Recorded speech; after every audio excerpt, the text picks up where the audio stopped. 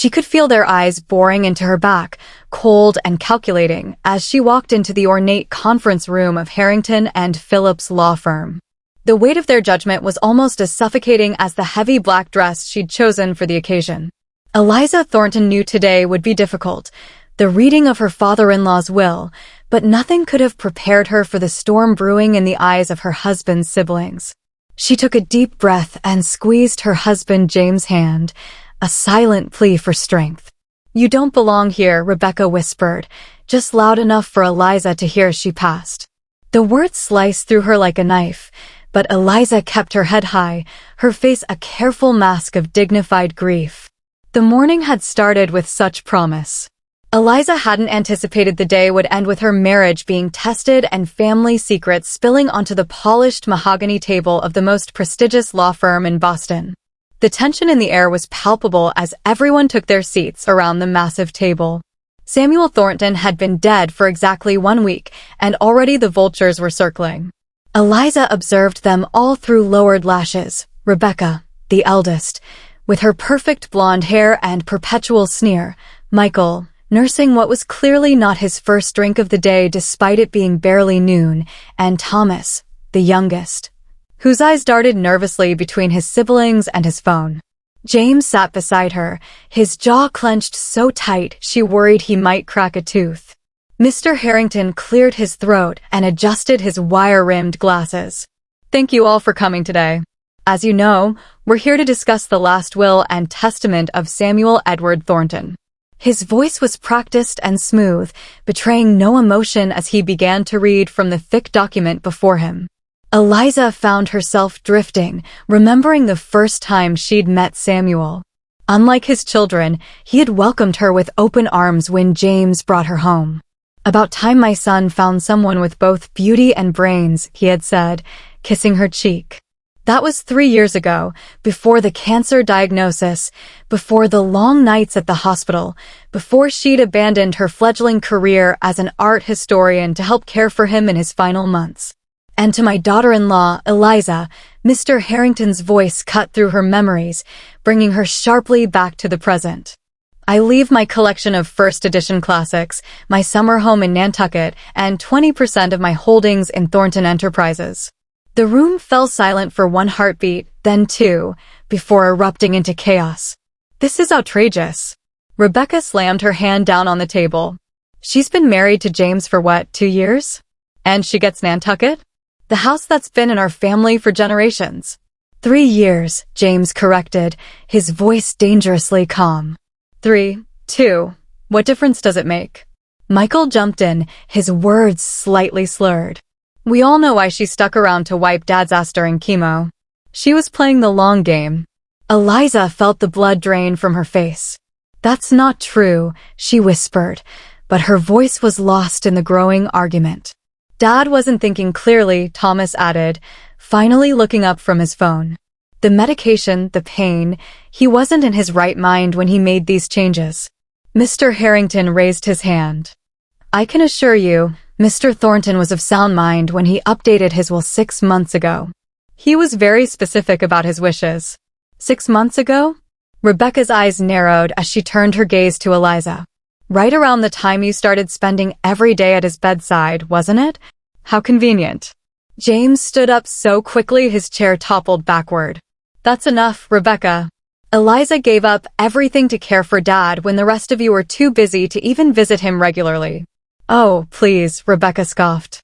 "Don't be naive, James." She saw an opportunity and she took it. Classic gold digger move. "She's not even from our world." Eliza felt something snap inside her. After months of grief, exhaustion, and now this public humiliation, something primal and fierce awakened. She stood up slowly, straightening her spine and looking Rebecca directly in the eye. "I loved your father," she said, her voice steady despite the trembling in her hands. "He was more of a parent to me in 3 years than my own father was in 30. I sat with him through chemo treatments while you were on vacation in the Maldives. I read to him when his eyes were too weak to read himself. I held his hand when he was scared, and yes, I did help bathe him when he was too weak to do it himself, something he said you found too distressing to handle, Rebecca." The room fell silent, all eyes on Eliza. I never asked for anything. I never expected anything. If you think I spent the last year of my life watching the man I loved like a father waste away because I wanted his money or his property, then you don't know me at all. Her voice finally broke on the last word, tears threatening to spill. James reached for her hand, but before he could speak, Rebecca laughed, a cold, brittle sound that echoed in the quiet room. What a performance. Dad always said you studied art, but clearly you should have gone into acting. Rebecca turned to Mr. Harrington. We'll be contesting this will, of course. There's no way Dad intended to leave such valuable assets to someone who's practically a stranger. James slammed his fist on the table. Enough. You will not speak to my wife that way. Dad knew exactly what he was doing. If you contest this will, you'll be going against his explicit wishes. Is that how you want to honor his memory? Eliza felt the room spinning. The wall seemed to be closing in as the siblings continued to argue. Without a word, she grabbed her purse and fled the room, desperate for air, for space, for anywhere that wasn't filled with the toxic hatred emanating from the people who should have been her family. She made it to the hallway before the tears came, hot and fast. Leaning against the cool marble wall, she tried to catch her breath, tried to make sense of what had just happened. She had spent the last year of her life dedicated to making Samuel's final days comfortable and dignified. She had held his hand as he took his last breath, had closed his eyes when he was gone. And this was her reward, to be branded a gold digger, a manipulative outsider. The door to the conference room burst open, and James appeared, his face flushed with anger. Eliza, he started, reaching for her. Don't, she stepped back, wiping at her tears. Just don't. I can't do this right now. I'm so sorry, he said, running a hand through his dark hair. They had no right to speak to you that way, to accuse you of. But they did. Eliza cut him off. And this isn't the first time, James. They've never accepted me, never thought I was good enough for you or your family. I was just too blind to see how deep their resentment ran. James looked stricken. What are you saying? I'm saying I need some time. I can't be around them right now. I can't be in that room, listening to them twist your father's final wishes into something ugly. She took a deep breath. I'm going home. Finish this without me. Eliza, please. I need some time, James. She turned and walked away, her heels clicking on the marble floor, each step taking her further from the nightmare behind her. The taxi ride home was a blur. Eliza stared out the window, watching the elegant buildings of downtown Boston give way to the tree-lined streets of Cambridge. She and James had bought their Victorian townhouse just after getting married, a fixer-upper that they had poured their hearts into renovating. It had been their sanctuary, their fresh start. Now, as the taxi pulled up to the curb, it felt like a mirage, the promise of happiness just out of reach. Inside, Eliza kicked off her heels and collapsed onto the couch, emotionally drained. The house was quiet, too quiet, the silence broken only by the ticking of the antique grandfather clock that Samuel had gifted them as a wedding present. Every home needs a heartbeat, he had said with a wink when they protested that it was too valuable a gift. The memory brought fresh tears to her eyes. She hadn't asked for the Nantucket house. She hadn't asked for any part in Samuel's will. The thought of profiting from his death made her physically ill. All she had wanted was to ensure he didn't suffer, that he wasn't alone. The summer house had been where they'd spent their first Christmas as a married couple, where Samuel had taught her to sail despite James's protests that his father was too weak. Nonsense, Samuel had scoffed. The sea gives me strength. They had talked for hours on the porch overlooking the Atlantic, about art, literature, life. He had become the father she'd never really had. The sound of keys in the door jolted her from her memories. James entered, his tie loosened, his expression unreadable. Eliza sat up, wiping at her tears, suddenly conscious of how she must look, mascara-streaked and disheveled. It's done, he said simply, setting his briefcase down. The reading is complete. And? Eliza asked, not sure what she wanted to hear. James sat down beside her, taking her hands in his. I told them they have a choice. They can accept Dad's will as it is, respecting his wishes and his memory, or they can contest it. But if they contest it, if they continue to disrespect you and what you meant to Dad, then I'm prepared to walk away. Walk away? Eliza echoed, confused. From all of it. The company, the inheritance, the family name. I told them I would rather start from nothing with you than be part of a family that treats you the way they did today. Eliza stared at him, stunned. James, you can't do that. Thornton Enterprises is your legacy, your birthright. No, he said firmly. My legacy is what I choose to make of my life with you. Dad understood that. It's why he changed his will. What do you mean? James took a deep breath. There was more to the will, a personal letter that Dad asked Mr. Harrington to read only after the initial distribution was announced. He knew there would be resistance to you inheriting anything. He knew they hated me that much? Eliza whispered, the pain fresh. Not hate, James said carefully. Fear. Jealousy. Dad saw how they treated you, how they resented the bond you two shared. In his letter, he explained his decisions. He said that in the short time he knew you, you showed more compassion, more integrity, and more loyalty than his own children had in decades. He said leaving you the Nantucket house wasn't about the property. It was about recognizing that you understood what really mattered. Time. Connection. Love. Tears streamed down Eliza's face as James continued. He also said something else, something that shut them up pretty effectively. A small smile played at the corners of his mouth. He said that if anyone contested his will, if anyone challenged what he chose to leave to you, then the entire estate would go to charity. Every penny, every property, every share in the company. Eliza gasped. He wouldn't. Oh, but he would. James actually laughed now. Dad was always 3 steps ahead. He knew exactly what buttons to push. He knew Rebecca and Michael would never risk losing their inheritance completely. And the shares in the company? Why would he leave those to me? I don't know the first thing about running a business. Because he trusted you, James said simply. He told me once that you were the only one who never asked him for anything, who loved him for who he was, not what he could provide. He said that kind of integrity was exactly what the company needed. Eliza leaned back, overwhelmed. So what happens now? Now, James sighed, we wait. They have 24 hours to formally accept the terms of the will or initiate a contest. But given Dad's ultimatum, I think they'll come around. Greed is a powerful motivator. And if they don't, then we build something new together. Dad left us enough to start over if we need to. He squeezed her hands. I'm not afraid of starting over, Eliza.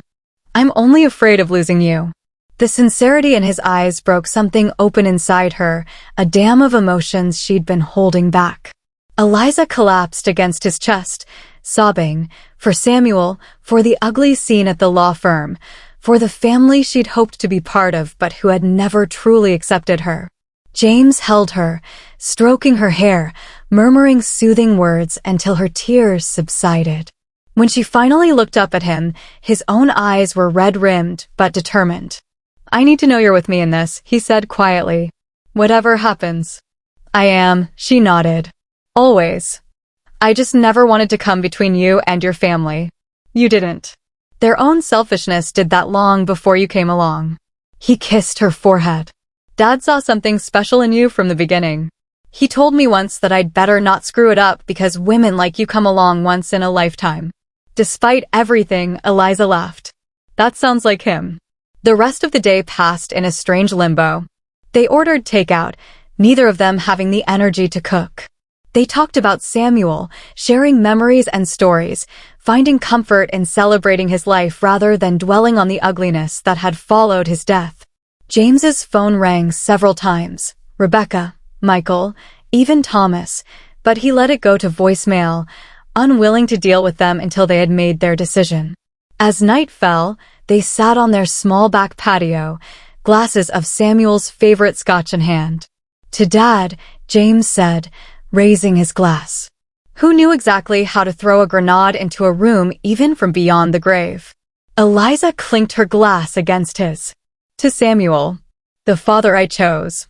They drank in comfortable silence, watching the stars appear one by one in the darkening sky. Do you think they'll come around? Eliza asked eventually. Not just about the will, but about me? About us.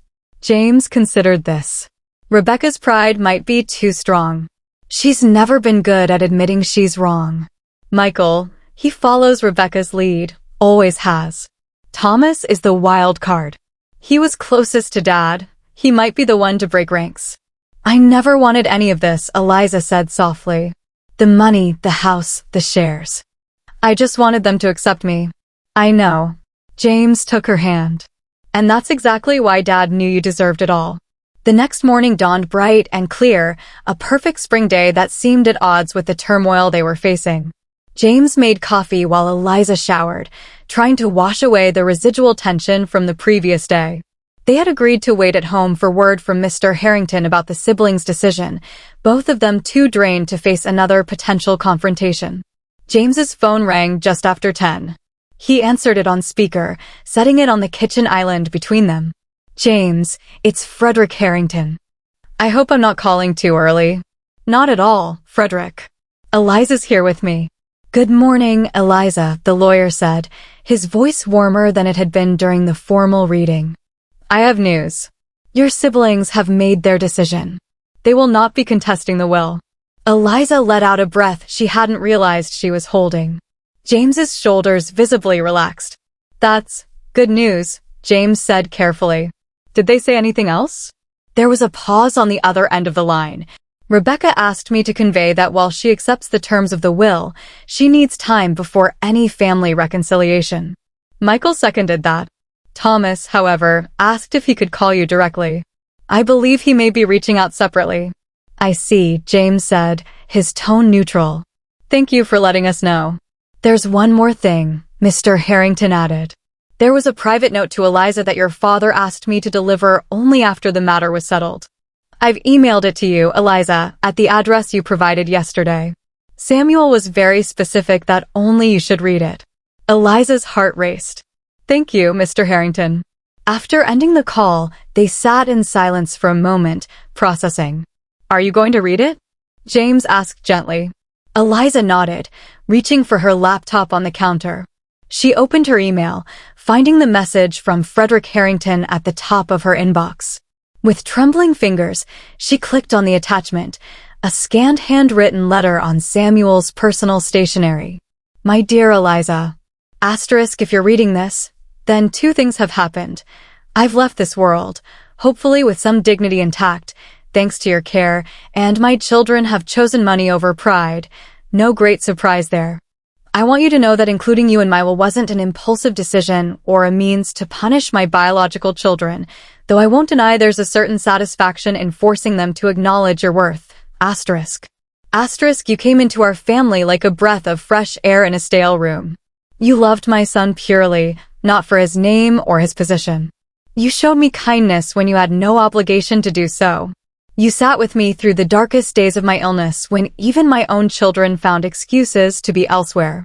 In you, I found the daughter I always wished I had, curious, compassionate, and courageous. Asterisk. Asterisk, the Nantucket house is yours because that's where I saw you truly come alive, where we connected over our shared love of literature and art. Those books I've left you were never meant to sit on shelves as investments. They were meant to be read, to be cherished, as I know you will cherish them. Asterisk. Asterisk, as for the shares in the company, that decision may surprise you the most. Let me explain.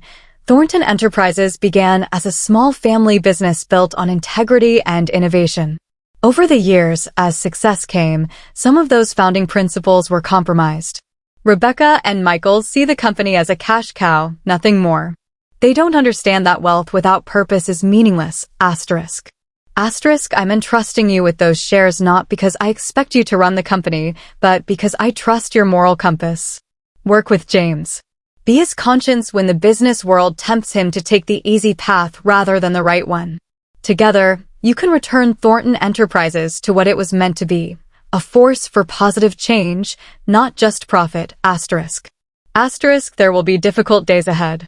My children can be stubborn and cruel when they feel threatened. Stand your ground.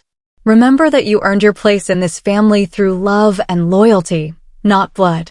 In time, they may come to see what I saw in you. Or they may not. Either way, hold your head high. Asterisk. Asterisk, you once told me that your own father left when you were young, that you grew up without knowing what it meant to have a father's love and guidance.